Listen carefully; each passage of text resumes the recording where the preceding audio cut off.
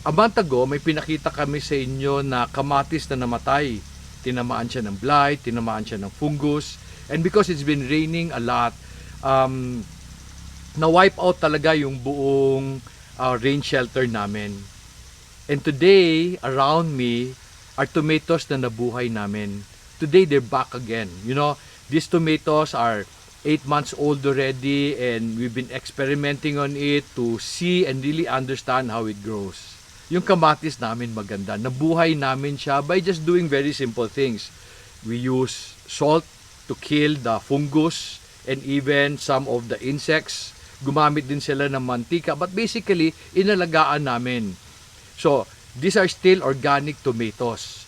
And we are hoping that in the future we can share with you kung ano na pag-aralan namin para baka may matutunan kayo, makatulong din sa inyo. We'll see you next time.